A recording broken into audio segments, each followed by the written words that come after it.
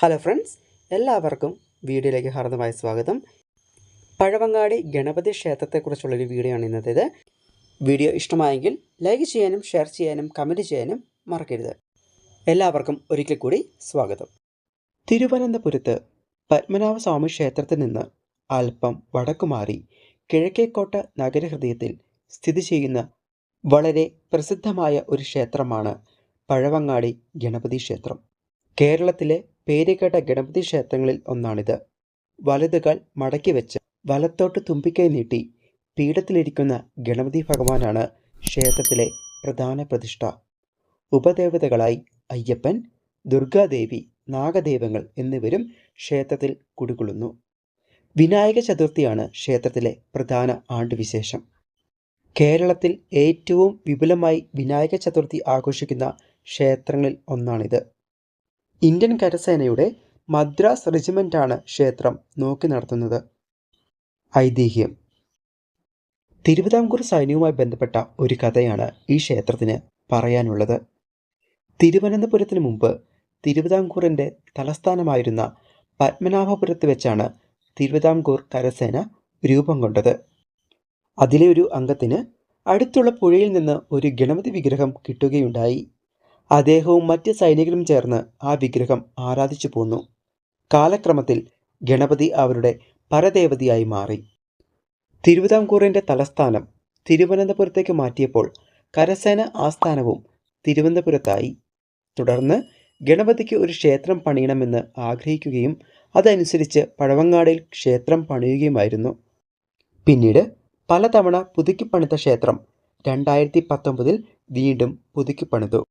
തിരുവിതാംകൂർ സൈന്യം മദ്രാസ് റെജിമെൻ്റ് ഏറ്റെടുത്തപ്പോൾ ക്ഷേത്രം അതിൻ്റെ കീഴിലായി. ക്ഷേത്ര പരിസരവും മതിലകവും: തിരുവനന്തപുരം പഴവങ്ങാടി ദേശത്തിൻ്റെ ഒത്ത നടുക്കാണ് ക്ഷേത്രം സ്ഥിതി ചെയ്യുന്നത്. കിഴക്കോട്ടാണ് ദർശനം. വളരെ ചെറിയൊരു ക്ഷേത്രമാണിത്. 2019 നടന്ന വിപുലമായ നവീകരണത്തിന് ശേഷം ക്ഷേത്രം പൂർണ്ണമായും കേരളീയ ശൈലിയിൽ പുതുക്കിപ്പണിതു. 2020 ഫെബ്രുവരി 5 പുതിയ ക്ഷേത്രം സമർപ്പിച്ചത്. ക്ഷേത്രത്തിൽ വിവിധ സ്ഥലങ്ങളിലായി 32 ഗണപതി രൂപങ്ങൾ കൊത്തിവെച്ചിട്ടുണ്ട്. ഗോപുരത്തിനടുത്താണ് ചെരുപ്പ് വയ്ക്കാനുള്ള സൗകര്യമുള്ളത്. അകത്തു കടന്നാൽ നാളികേരം ഉടയ്ക്കാനുള്ള സൗകര്യവുമുണ്ട്. ക്ഷേത്രത്തിലെ പ്രധാന വഴിപാടാണ് നാളികേരം ഉടയ്ക്കൽ. നിത്യേന ആയിരക്കണക്കിന് നാളികേരങ്ങളാണ് ഇവിടെ ഉടയ്ക്കുന്നത്. ഇത് സംസ്ഥാനത്തെ റെക്കോർഡാണ്. ശ്രീകോവിൽ: വളരെ ചെറിയൊരു ശ്രീകോവിലാണ് ഇവിടെയുള്ളത്.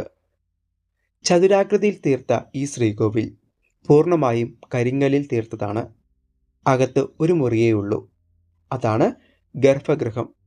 3 അടി ഉയരം വരുന്ന ഗണപതി വിഗ്രഹം കിഴക്കോട്ട് ദർശനമായി പ്രതിഷ്ഠിക്കപ്പെട്ടിരിക്കുന്നു. ചതുർബാഹുവായ വിഗ്രഹം വലതുകാൽ തൂക്കിയിട്ട് പീഠത്തിലിരിക്കുന്ന ഭാവത്തിലാണ്. പുറകിലെ വലതു കൈയിൽ മഴുവും പുറകിലെ ഇടതു കൈയിൽ കയറും മുന്നിലെ ഇടതു കൈയിൽ മോദകവും കാണാം. മുന്നിലെ വലതു കൈ അഭയമുദ്രാങ്കിതമാണ്. ഈ ശ്രീകോവിലിന് എടുത്തു പറയത്തക്ക യാതൊരു സവിശേഷതയുമില്ല.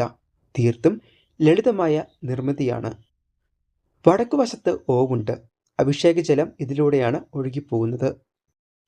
നാലമ്പലം: ശ്രീകോവിലിനെ ചുറ്റിപ്പറ്റി നാലമ്പലം പണിതിരിക്കുന്നു. വളരെ ചെറുതാണെങ്കിലും പ്രദക്ഷിണം വെക്കാവുന്നതാണ്. തെക്കു കിഴക്കേ മൂലയിൽ തിടപ്പള്ളിയുണ്ട്. നിത്യേന ഇവിടെ അപ്പത്തിൻ്റെയും അടയുടെയും വാസന പുറത്തു വരാറുണ്ട്. തെക്കു പടിഞ്ഞാറേ മൂലയിൽ കിഴക്കോട് ദർശനമായി പ്രത്യേക മുറിയിൽ അയ്യപ്പസ്വാമിയുടെ പ്രതിഷ്ഠയുണ്ട്. ശബരിമലയ്ക്ക് പോകുന്ന തീർത്ഥാടകർ ഈ നടയിൽ വെച്ചാണ് മാലയിടുന്നതും കെട്ടുനിറയ്ക്കുന്നതുമെല്ലാം. വടക്കു പടിഞ്ഞാറേ മൂലയിൽ മറ്റൊരു മുറിയിൽ ദുർഗാ ഭഗവതി കുടികൊള്ളുന്നു. ചതുർബാഹുവാണ് ഈ പ്രതിഷ്ഠ. നവരാത്രി നാളുകൾ ഈ ഭഗവതിക്ക് വിശേഷമാണ്. എല്ലാവർക്കും ഇന്നത്തെ വീഡിയോ ഇഷ്ടമായെന്ന് കരുതുന്നു. ഇഷ്ടമായെങ്കിൽ വീഡിയോ ലൈക്ക് ചെയ്യാൻ മറക്കരുത്. അടുത്ത ദിവസം മറ്റൊരു വീഡിയോയുമായി കാണാം. അതുവരേക്കും എല്ലാവർക്കും ശുഭദിനം.